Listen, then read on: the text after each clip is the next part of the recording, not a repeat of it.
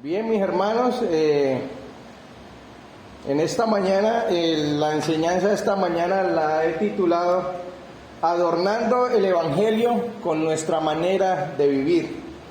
Y vamos a estar estudiando la epístola de Pablo a su hijo Tito, hermanos, en el capítulo número 2, versículos del 1 al 5. Capítulo 2, versículos del 1 al 5. Amén, mis hermanos. Amén. Bueno, mis hermanos, entonces, qué gran gozo poder estar con ustedes, tener este privilegio inmerecido de compartir con ustedes la palabra del Señor.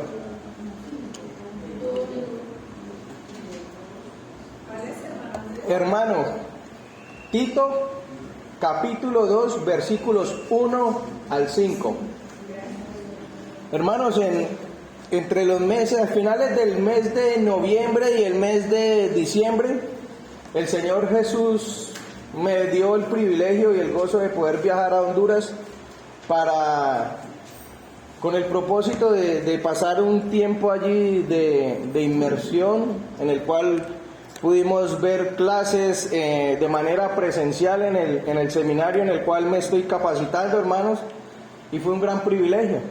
Y también pues el propósito del viaje también era pues conocer las instalaciones del seminario y participar de unas conferencias y también interactuar con los profesores y con todos los demás. Y pues me pareció un tiempo muy bonito, fue una experiencia muy maravillosa que el Señor me permitió pasar y aprender, ver cara a cara a los hermanos y a los profesores.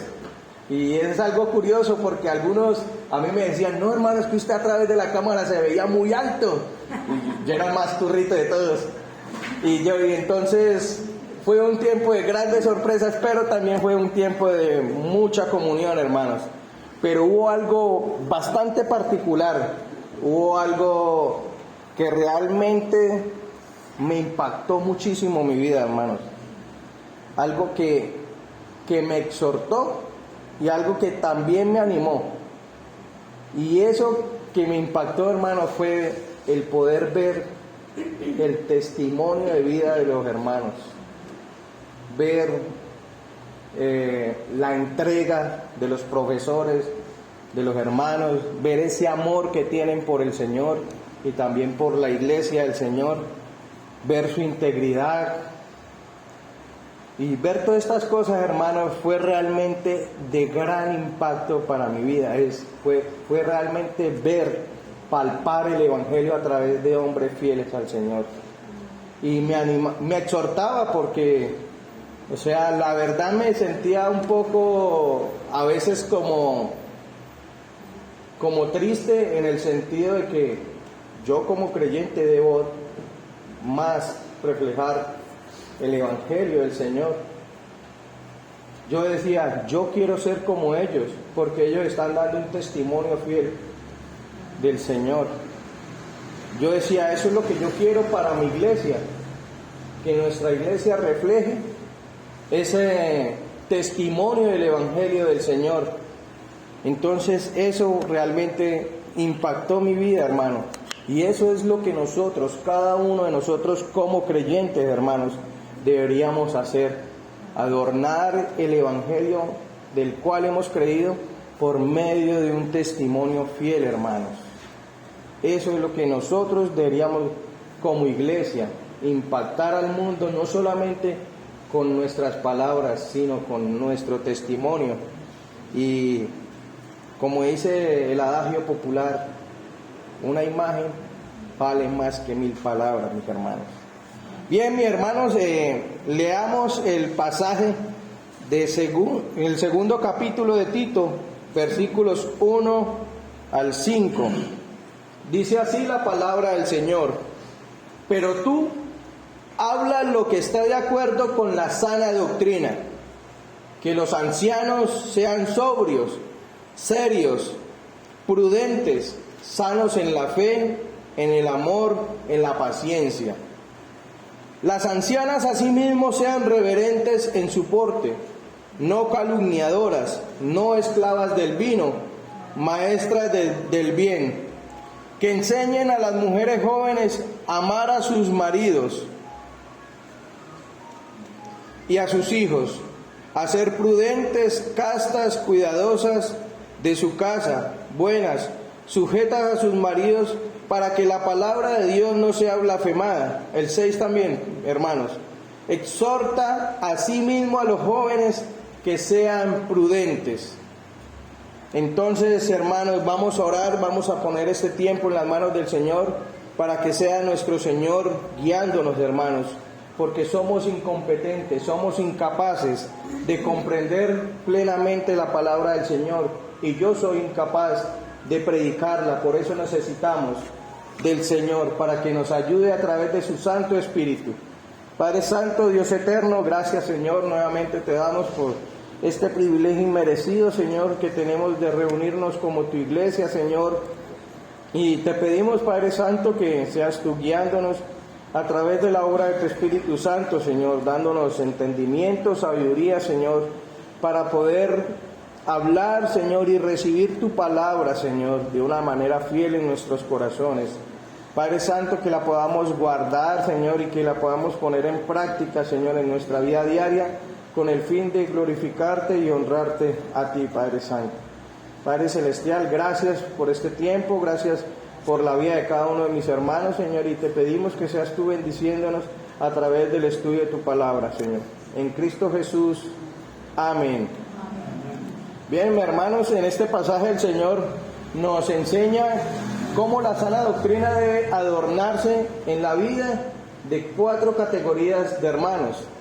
Los primeros son los ancianos, los segundos son las ancianas, la tercera categoría son las mujeres jóvenes y la cuarta categoría son los hombres jóvenes. Amén.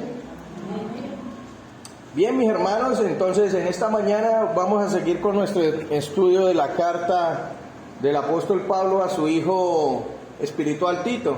Entonces recordemos un poco de lo que se ha venido hablando en la carta, mis hermanos. Entonces vemos que en el capítulo 1, en el versículo 4, Pablo le está dando la razón por la cual él lo había dejado en la isla de Creta. ¿Y cuál era esta razón? Corregir lo deficiente y establecer ancianos a lo largo de las ciudades que conformaban la isla de Creta. Entonces, en el versículo 6 al 9, Pablo le da las instrucciones que debían cumplir, los requisitos que debían cumplir estos ancianos para ser nombrados. En el versículo 10 al 16 le da la razón por la cual era necesario establecer estos ancianos. ¿Y cuál era esta razón? Que habían falsos maestros que estaban minando la iglesia, falsos maestros que estaban introduciendo herejías destructoras, falsos maestros que estaban destruyendo casas enteras, familias enteras, y que el fin de estos maestros era lucrarse a través de estas falsas enseñanzas. Entonces, y Tito, ¿qué es lo que le dice Pablo? Que a estos falsos maestros no los debía dejar hablar. Dice que es preciso taparles la boca. ¿Por qué? Porque cuando hablaban engaño, hablaban mentiras, hablaban palabras destructoras. Y también les decía que a estos falsos maestros había que reprenderlos públicamente, exponerlos, para ver si el Señor tenía misericordia de ellos y se arrepentían. Entonces, este es el contexto en el cual está hablando, mis hermanos. Entonces, pasemos, hermanos, al capítulo 2, versículo 1. Le dice Pablo a Tito: pero tú habla lo que está de acuerdo con la sana doctrina. Entonces, ¿qué es lo que está haciendo Pablo acá, mis hermanos? Pablo está contrastando a los falsos maestros que estaban enseñando herejías y falsas doctrinas y que debían ser callados. Los está contrastando ¿con quién? Con Tito. Los falsos maestros debían ser callados, pero ahora le dice a Tito: pero tú habla. Tito debía hablar. Y este es un mandamiento que Pablo le estaba dando a Tito y por implicación a todos nosotros como cristianos. Y este hablar no es el hablar del predicar la palabra del Señor, sino es un hablar constante. ¿Y qué era lo que debía hablar? Tito constantemente debía hablar ¿qué? Lo que estaba de acuerdo con la sana doctrina. Y vemos acá que el contraste se concreta frente a quienes estaban enseñando lo que no correspondía, el engaño, y con lo que Tito estaba llamado a hacer, que era enseñar la palabra del Señor, la sana doctrina. Mas sin embargo, hermanos, la enseñanza no es simplemente limitarse a enseñar la forma teológica. Debemos saber que Jesucristo es Dios, que Dios es Trino, Padre, Hijo y Espíritu Santo, hermanos. Pero también debemos llevar todas estas enseñanzas a la práctica, a la vida diaria, hermanos, a lo cotidiano. Entonces vemos que debemos, lo que Tito debía hacer era instruir a la iglesia para que ellos en su diario vivir estuvieran practicando lo que estaban enseñando, hermanos. Entonces, lo que estaba de acuerdo con la sana doctrina. Y esta palabra, hermanos, es una palabra muy curiosa, muy bonita. Y vea lo que esta palabra se refleja también en Hebreos, hermanos, en el capítulo 7, en el versículo, ya les digo, mis hermanos, 7, versículo 26, hermanos. Porque tal sumo sacerdote nos convenía, hablando de Jesucristo, nos convenía. Y es la misma palabra que se usa acá para lo que dice, lo que está de acuerdo.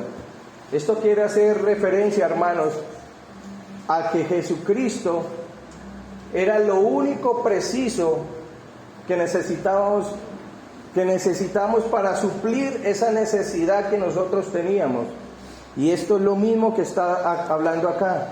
Esto es similar. Ustedes han visto a estos juegos que hay para bebés, para niños pequeños, que son con figuras, y cada figurita esta encaja en un hueco exacto. Es lo mismo, hermanos. Entonces lo que está de acuerdo acá a la sana doctrina es lo que está conforme a ella, porque se ajusta exactamente al propósito que se pretende alcanzar con la sana doctrina, con la palabra del Señor.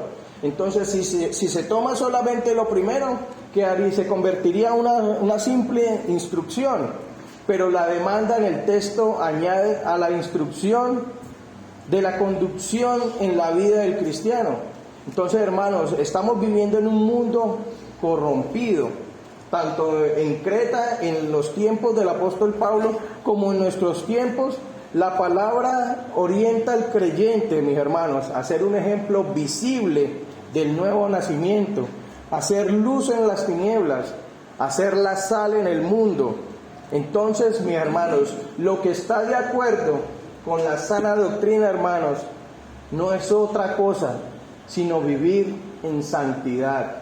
Nosotros como creyentes recibimos la sana doctrina y el producto de esa sana doctrina es que nosotros vivamos en santidad, mis hermanos, para la gloria y la honra del Señor. Entonces, hermanos, por esa razón el apóstol Pablo va a dirigir lo que sigue a cada uno de los grupos de creyentes que pueden encontrarse dentro de una iglesia, para que cada uno de ellos, de este grupo de personas, en su ámbito diario sean un testimonio visible del Evangelio de la gracia, la expresión real aplicada en la vida cotidiana. Entonces, hermanos, pasemos a ver cada uno de estos 4 grupos de personas. Dice el versículo 2, que los ancianos sean sobrios, serios, prudentes, sanos en la fe, en el amor, en la paciencia. Entonces, la primera advertencia sobre el estilo de vida se dirige primeramente a los mayores, a los ancianos en la congregación. Y el término que se refiere aquí a los ancianos no está hablando del término de ancianos como líderes de la iglesia, sino a los hombres de una edad avanzada, los ancianos en edad.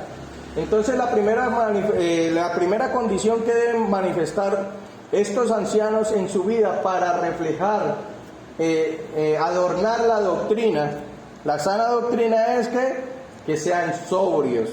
Entonces esta sobriedad tiene que ver con la moderación en la comida y en la bebida. Entonces recordemos el contexto en el cual se escribe la carta. Entonces recordemos que estaban en la isla de Creta. ¿Y cómo eran los de la isla de Creta, hermanos?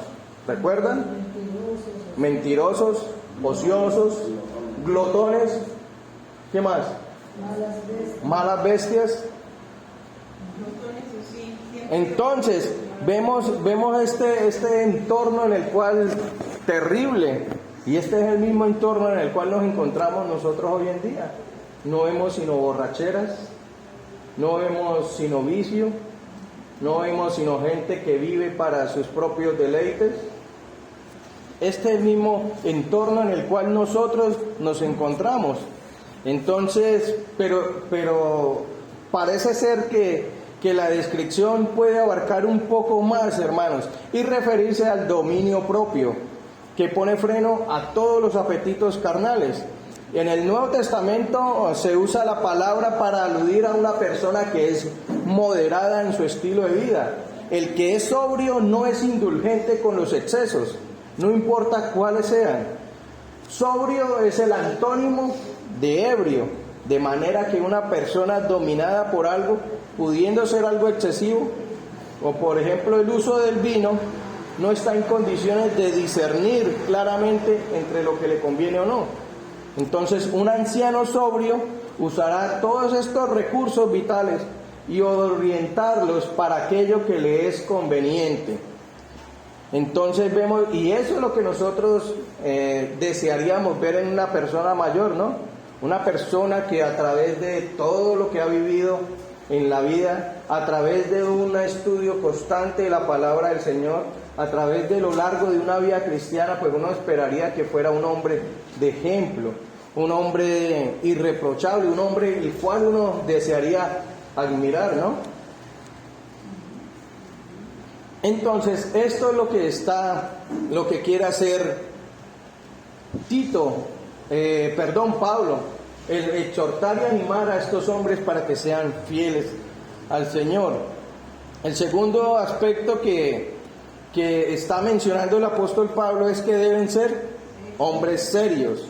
Entonces, de modo alguno no quiere decir que sean insensibles a la alegría o que sean amargados, no. Se trata de que los ancianos sean venerables, merecedores de respeto.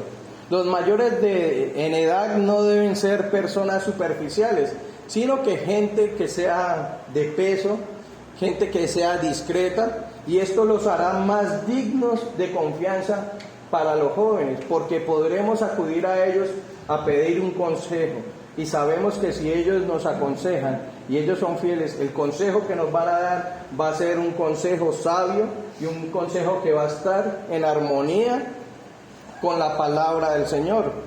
Ahora, también se pide que debe manifestar la sensatez, y esto significa que sean prudentes. Es alguien que no está dispuesto a creer en todo cuanto le dicen. Él está analizando todas las situaciones y las está llevando a la palabra del Señor. Entonces, es alguien que en el buen sentido que debería tener por la experiencia de la vida, pero sobre todo por haber caminado con Dios. El anciano que es sensato controla sus pasiones y rechaza todo aquello que no procediendo de Dios es del mundo. O sea que la cordura es lo que está controlando sus acciones. Entonces los mayores deben ser personas que alcanzaron la madurez tanto en la vida física como en la vida espiritual. La vida de los hermanos mayores vemos que ya físicamente va en declive porque vienen enfermedades, vienen achaques, y que es propio de la naturaleza del ser humano. Pero mientras estas personas están decayendo en sus condiciones físicas, son personas que deben haber crecido en una madurez espiritual. ¿Por qué? Por el ejercicio de la fe a lo largo de su vida. Entonces, el primer recurso es que se está adhiriendo a la fe, manteniendo firme la doctrina que le ha sido enseñada. Entonces, quien es sano en la fe, hermanos, también debe ser sano en el amor. Entonces, también debemos en ese aspecto tener a veces hasta paciencia y misericordia con los hermanos mayores en la congregación, hermanos. ¿Por qué? Porque estos hermanos, aunque por su edad, por su avanzado, por la edad más que todo, en algunos momentos tienden a ser a veces un poco duros. Pero ¿qué es lo que dice? Que los ancianos, por su propia condición, son dados al sentimentalismo, Y esto no es el amor que está hablando Pablo, sino que él está haciendo referencia al amor que genera las obras, que él mismo demanda. En 1 Corintios 13, 4, dice así la palabra del Señor. 1 Corintios 13, dice: el amor es sufrido, es benigno, el amor no tiene envidia, el amor no es jactancioso, no se envanece, no hace nada indebido, no busca lo suyo, no se irrita, no guarda rencor. Entonces el anciano deberá dedicar tiempo a la intercesión, orando por los otros hermanos como ministerio de amor. De mismo modo que orará porque el Evangelio siga avanzando y creciendo para alcanzar a los perdidos. Entonces, ¿y esto por qué? Porque el tiempo que antes usaba para su trabajo, para el ministerio, en las cosas seculares, y muchas cosas que por causa de la edad ya no puede hacer y practicar, ese tiempo lo deberá invertir ahora en orar por los hermanos. Y esto lo que se está hablando son de las obras del amor. Entonces y esto nos lleva a la tercera virtud, que es practicar sanamente la paciencia. Entonces vemos que por la propia idiosincrasia de la edad, la mayoría de adultos mayores son dados a perder muy fácil la paciencia. Y Pablo lo que le está diciendo a Tito es que la exhortación a los ancianos es que sean sanos en la paciencia. Si la fe es una relación con Dios y el amor con el prójimo, la paciencia es la virtud orientada al interior de quien la practica. Entonces la gracia fortalecerá al que es mayor, para que pueda perseverar en contra de los desfallecimientos y cansancios propios del hombre que ya es frágil por los años. Entonces estos hermanos deben que aprender a cultivar la paciencia, porque muchas veces nosotros los jóvenes somos imprudentes y muchas veces somos hasta un poco molestos, y estas personas mayores muchas veces se irritan fácilmente. Entonces, pero también ellos tienen que cultivar la paciencia, mis hermanos. Esto es lo que el Señor demanda para los ancianos, mis hermanos. Los ancianos deben reflejar, adornar la doctrina, el Evangelio, por medio de estas virtudes. Ahora pasemos, mis hermanos, a la segunda categoría de personas. En el versículo 3, las ancianas. Dice: las ancianas asimismo sean reverentes en su porte, no calumniadoras, no esclavas del vino, maestras del bien, Ahora, mis hermanos, vemos que acá el apóstol Pablo pasa a tratar de los ancianos con las ancianas, con las mujeres mayores. Entonces, vea que así mismo, o sea, que de la misma manera como trató con los ancianos, ahora va a tratar con las ancianas, mis hermanas. Entonces, vea que lo que el apóstol Pablo está haciendo es demandando de ellas las mismas virtudes, hermanos, que pidió para los diáconos. Pueden, mis hermanos, leer 1 Timoteo 2:9. Dice la palabra de Dios: asimismo que las mujeres se atavíen de ropa decorosa, con pudor y modestia, no con peinado ostentoso, ni oro, ni perlas, ni vestidos costosos.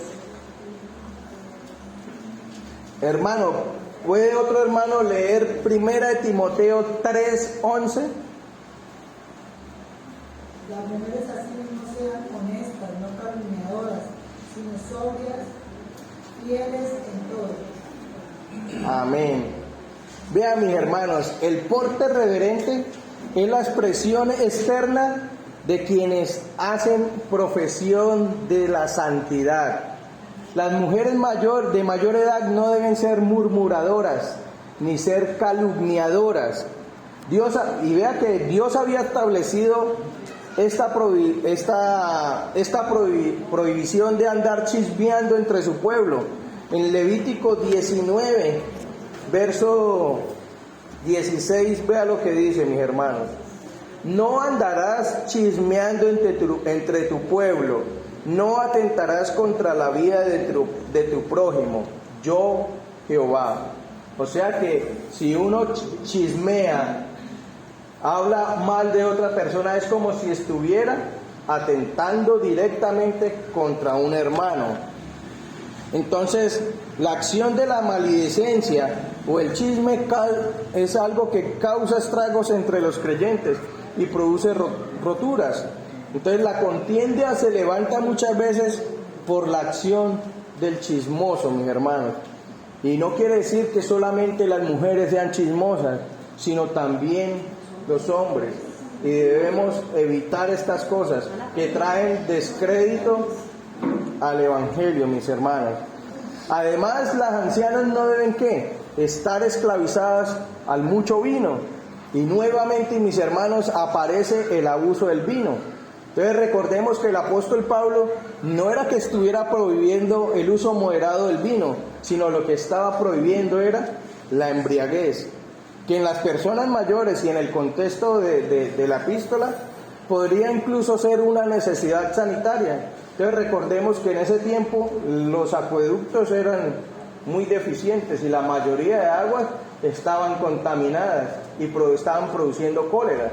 Entonces, ¿qué era lo que hacían? Tomaban una parte de vino y la mezclaban con 8 partes de agua. ¿Para qué, hermanos? Para purificarla y que no les hiciera daño. Pero entonces, ¿qué era lo que estaba sucediendo? Entonces, esto era lo que estaban haciendo. Estaban abusando del vino. Y esto genera la adicción que menciona aquí, como mujeres esclavizadas por mucho vino. Y es posible, hermanos, que en la isla de Creta, en comparación con las demás zonas geográficas, parece ser que el consumo de vino en la isla era pues bastante fuerte. Y muchas veces en este ambiente las personas bebían mucho más de lo que lo podían hacer y terminadas embriagadas y caían en la esclavitud del vino, de lo que está hablando aquí el apóstol. Entonces vemos lo que las mujeres mayores, las ancianas, no deben ser. ¿No deben ser qué? Calumniadoras, no deben ser murmuradoras, no deben ser esclavas del vino. Y ahora vea lo que sí deben ser. Las ancianas son llamadas a ser ¿qué? Maestras del bien. O sea, vemos, hermanos, que una mujer que a lo largo de su vida ha caminado con el Señor, hermano, es Es una mujer invaluable, hermanos. ¿Por qué? Por el mucho valor que tiene al comunicar una enseñanza correcta y una práctica y enseñar estas cosas a las mujeres más jóvenes, especialmente en el ámbito del hogar. De aquí que las ancianas sean capaces de enseñar lo que es bueno, no solamente con palabras, sino con su ejemplo personal. Mujeres intachables en su conducta y capaces por su conocimiento y por su experiencia. Ser maestras del bien es enseñar correctamente y de una manera eficaz. Y esto, hermanos, nos va a llevar al siguiente aspecto que tienen que ser estas mujeres mayores, que enseñen a las mujeres jóvenes a amar a sus maridos y a sus hijos. Entonces, las mujeres mayores pueden enseñar en el buen sentido a las mujeres jóvenes casadas, particularmente en lo que se refiere hacia el amor hacia sus esposos y hacia sus hijos. El amor al esposo y a los hijos son virtudes que se manifestaban también en la sociedad. Pero entonces volvemos nuevamente al contexto, tanto de los cretenses como ahora, mis hermanos. Vemos que estas cosas lastimosamente se han ido perdiendo por el contexto, por el feminismo ahora que hay, que le está enseñando a la mujer, no, es que usted no tiene que ser una mujer del hogar, usted tiene que ser una mujer empoderada, una mujer que tiene que ahora salir y alcanzar sus sueños. Sí, que facturen. No, es que usted, ¿por qué tiene que vivir sometida a un hombre? ¿Usted no está para arreglar cocinas? Esto es lo que se está viviendo, hermanos, y esto va totalmente en contra de la palabra del Señor. Entonces vemos que ahora mismo muchas mujeres tienen en poco su casa, su hogar, su esposo, sus hijos. Muchas veces llega el esposo cansado a la casa y ni siquiera lo saludan, ni oiga cómo le fue, nada. Y mucho menos sus hijos, mis hermanos. Entonces, por estas razones, la exhortación se hace bastante necesaria en el ámbito del testimonio cristiano. Las responsabilidades matrimoniales, especialmente en el cuidado de los hijos y en la relación marital, son cuestionadas abiertamente por lo que decimos, por el feminismo actual. Entonces muchas personas dicen que las palabras del apóstol Pablo sí era algo válido, pero para el tiempo de ellos, pero que ahora son superadas por el contexto social en el cual estamos viviendo, hermanos. Y esto vemos que es totalmente incorrecto. ¿Por qué? Porque esto no lo estaba estableciendo Pablo. Esto lo estaba estableciendo el Señor mismo, mis hermanos. Y por tanto, como es la palabra del Señor, es la autoridad suprema sobre todas las cosas, mis hermanos. Entonces, el amor hacia los maridos y hacia los hijos implica aceptar y entender la relación que Dios ha establecido para el buen funcionamiento del matrimonio. Pero vemos que la idea continúa en el siguiente versículo, porque aparte de amar a sus maridos y amar a sus hijos, las mujeres jóvenes deben ¿qué? Deben ser prudentes, deben ser castas, cuidadosas de su casa, buenas, sujetas a sus maridos. ¿Para qué? ¿Con qué fin? Para que la palabra de Dios no sea blasfemada. Entonces a las esposas jóvenes se les debía enseñar a ¿qué? A ser sensatas. O también otra palabra que se puede utilizar es recatadas, a que sean prudentes. Y vemos que estas virtudes, hermanos, se habían establecido antes ¿para quiénes? Para los ancianos de la iglesia. Y también ahora en el versículo 2.2, para los ancianos en edad. De modo que lo que puede alcanzarse también por la madurez de los años, también se puede lograr, ¿por qué? Por la disposición en la juventud. Nosotros como jóvenes debemos disponernos a ser virtuosos, hombres serios, honestos, hombres comprometidos primeramente con el Señor y luego comprometidos con lo que el Señor nos ha concedido. Algunos solteros, estar en su trabajo, ser íntegros. Algunos a tener un hogar, a ser fieles, a ser proveedores, a ser protectores. Y ahora acá está hablando de las mujeres, que tienen que tener la disposición a ser puras, a ser castas. Los jóvenes somos bastante dados a las imprudencias, de modo que la enseñanza continuada de estas mujeres mayores influenciaría en las mujeres más jóvenes para conducirlas en este estilo de vida. Se trata de ser juiciosas, o como coloquialmente se les podría decir, a tener sentido común. Una mujer cristiana, hermanos, debe ser una mujer pura. Y este adjetivo también tiene otros significados, traducidos muchas veces por casto, que en cualquier expresión que se le dé o la idea que se maneje es que la mujer tiene que ser fiel a su marido, tienen que ser decentes en su porte, en su forma de vestir. De otro modo, la expresión visible de toda pureza de cuerpo y del alma. Otra manifestación de adorno en la doctrina, en la sana doctrina ante el mundo, es el interés y la ocupación de la mujer cristiana por los asuntos de su casa.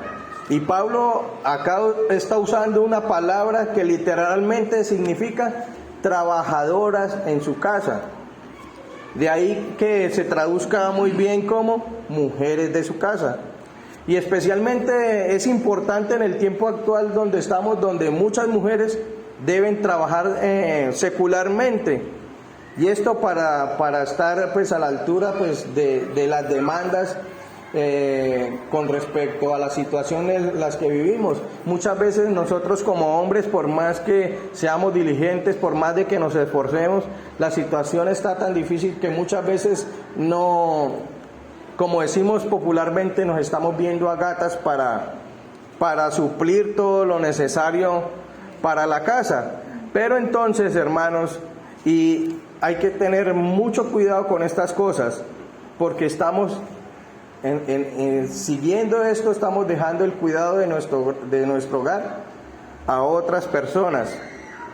Entonces, y esto no es lo más problemático, sino que a este estilo de vida también se suma que muchas veces las mujeres son dadas a dejar el cuidado de sus hijos a otras personas, sobre todo aquellos niños pequeños que tienen la necesidad más apremiante de que su propia mamá sea cuidándolos.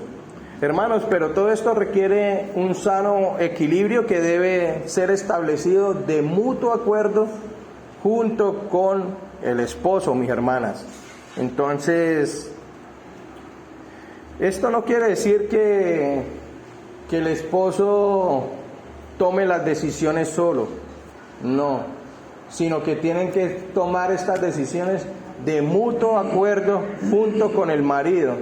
Y lastimosamente nosotros muchas veces somos muy defensores de la palabra del Señor, ¿no? Es que el Señor me delegó la autoridad a mí, entonces se hace lo que yo digo. No, hermanos, muchas veces tendemos a caer en ese error. Vea que el diseño de Dios en el jardín del Edén, cuando Adán estaba solo, dice que era imperfecto. ¿Por qué? Porque dice que no se halló, o sea, los animales tenían sus parejitas y para él no se halló ayuda idónea. Estaba incompleto. Entonces, ¿qué sucedió? Dijo el Señor: le construiré ayuda idónea. Y trajo a la mujer para que fuera la ayuda idónea del esposo, el complemento. O sea, hermanos, quiere decir que nosotros necesitamos tener esa esposa al lado para que nos ayude en lo que nosotros tenemos falencias. Y es cierto que muchas veces se van a tener que tomar decisiones que van a afectar el hogar, muchas veces, pero estas decisiones se tienen que tomar de mutuo acuerdo, algo que sea planeado por los dos. No hay que ser de forma tiránica muchas veces con nuestras esposas, porque terminamos haciendo un mal peor de la situación que queríamos resolver. Entonces vemos que la autoridad del marido sobre la esposa no estaba dentro del plan de Dios, y esto se produjo como consecuencia de ¿qué, hermanos? Del pecado. Dios dio al hombre el señorío sobre los animales y sobre toda la creación, pero no sobre la mujer. Sin embargo, mis hermanos, la mujer virtuosa, según la Escritura, tiene como ocupación prioritaria el buen funcionamiento del hogar, que incluye la organización del trabajo en la casa y el cuidado de su familia, mis hermanas. Entonces debemos ser cuidadosas con esto, mis hermanos. Tanto los hombres, para saber guiar a nuestras esposas, para tomar decisiones juntamente con ellas, y que lo que hagamos sea para la gloria y la honra del Señor. Ahora también se pide que las hermanas, las mujeres jóvenes, sean buenas, y esto es especialmente relacionado con las labores del hogar, en el trato con quienes sirven, la atención de los niños pequeños. Vean, mis hermanos, que ejercer la virtud de la bondad incluye la benignidad y la misericordia. Y vemos que cuando una mujer está viviendo de esta manera, y un hombre también por implicación, está viviendo en semejanza a Dios, porque la palabra dice que Dios es ¿qué? Es bueno, es bondadoso. Entonces, de modo que esta manera de vivir, hermanos, contribuye a ¿qué? A otorgar el perdón cuando es ofendida.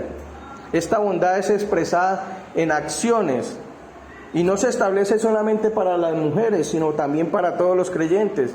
Como dice la palabra del Señor: sean benignos unos con otros, misericordiosos, perdonándonos unos a otros, como Dios también nos perdonó en Cristo. Entonces, ese perdón generoso otorgado también es como nosotros ponemos en evidencia la infinita bondad de Dios, y es también la manifestación de una mujer cristiana.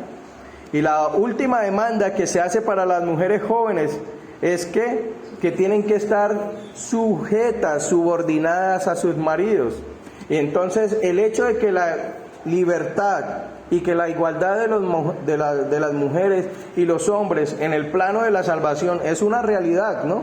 Somos iguales delante del Señor.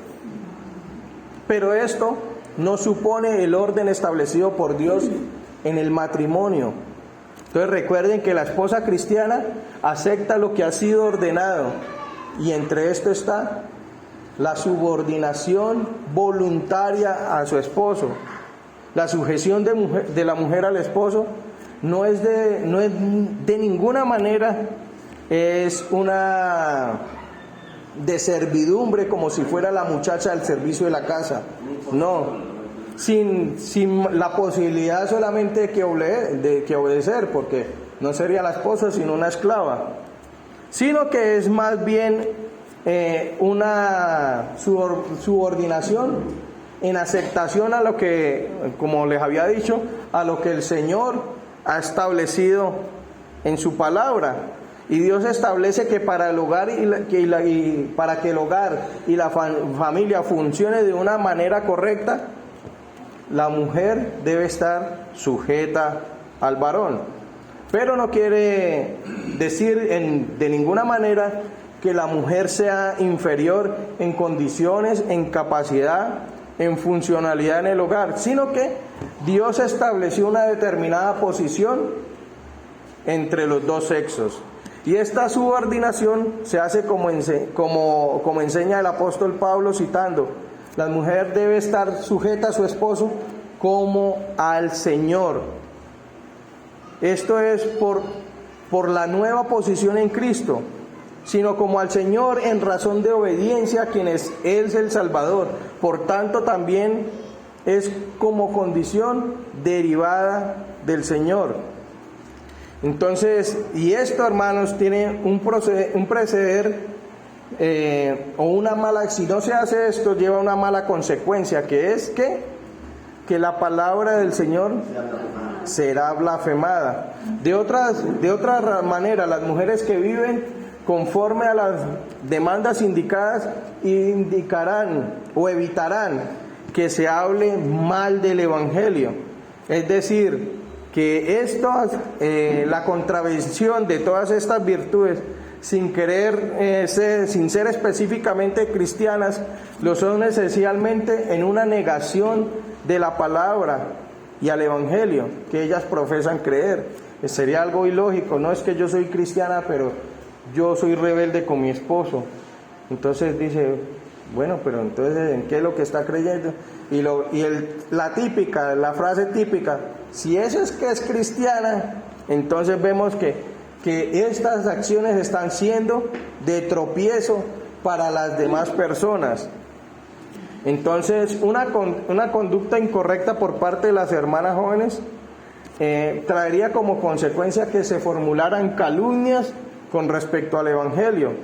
Y el marcado contraste en referencia que el apóstol Pedro, hace sobre este comportamiento, especialmente de una esposa cristiana, dice: asimismo, ustedes mujeres estén sujetas a sus maridos, para que también los que no creen a la palabra sean ganados sin palabra por la conducta de las esposas. Entonces, ¿qué sucede? Una mujer fiel, una mujer que se sujeta a su esposo, aún sin ser creyente, una mujer que vive en obediencia a su palabra, sin querer le está predicando el Evangelio con su testimonio. Y puede ser que este hombre llegue a los pies del Señor por el buen testimonio de esta mujer.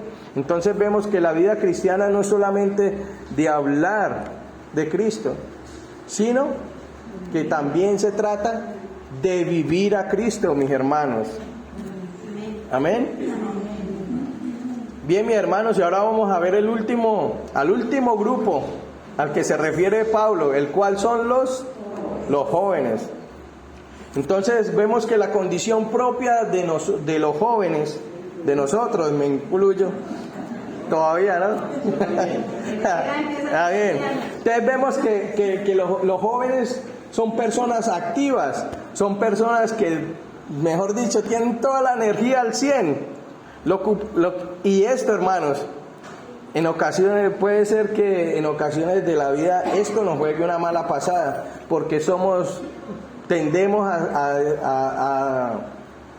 tendemos muchas veces a decir: no es que yo no necesito de nadie, porque yo me valgo por mis propias fuerzas. Entonces vemos que a veces somos insensatos y no somos moderados en muchas cosas. Y vea que la palabra que usa el apóstol Pablo acá para ser prudentes es una palabra que hace referencia a ser sensatos, a ser moderados, y algo que nos falta muchísimo a nosotros, mis hermanos. Entonces, un ejemplo de ello es el mandamiento a pensar sensatamente en lo relativo a lo que uno mismo es. Y veamos Romanos capítulo 2 en el versículo 3 lo que dice. 12:3 dice: digo pues, por la gracia que me es dada a cada cual que está entre ustedes, que no tenga más alto concepto de sí que el que debe tener, sino que piense de sí con cordura, conforme a la medida de fe que Dios repartió a cada uno, mis hermanos.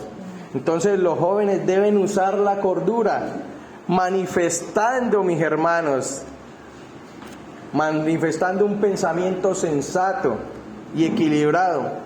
Quien vive bajo el control del Espíritu Santo lleva una vida sensata.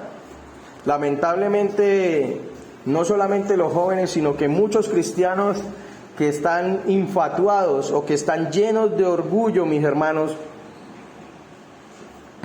son incapaces de controlar su mente y actuar con cordura. Entonces, Tito debería enseñar a los jóvenes ¿a qué? A ser equilibrados y pensar de acuerdo con la palabra y la voluntad del Señor.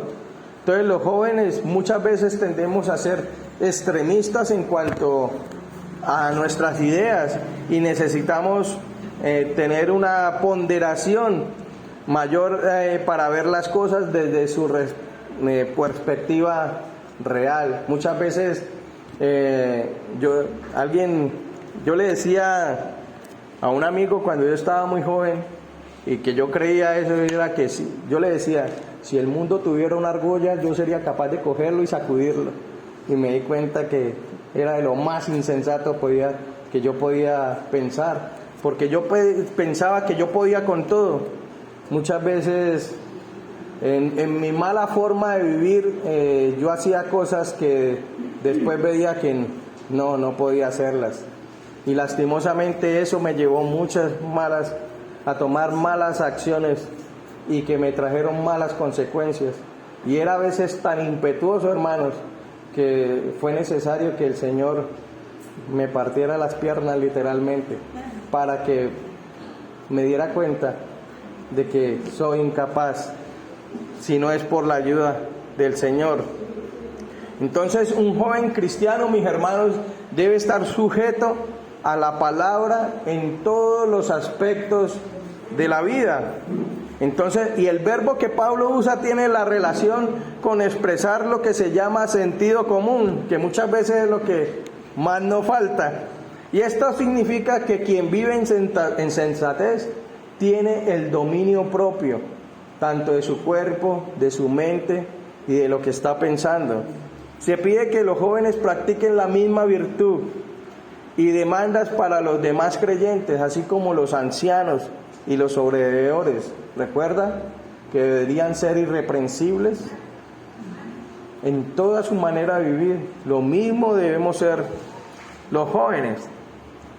Entonces vemos que Tito y vea que acá lo que Pablo le está diciendo a Tito es bastante fuerte. Le está diciendo que exhorte a los jóvenes, que los exhorte a ser ¿qué? Prudentes.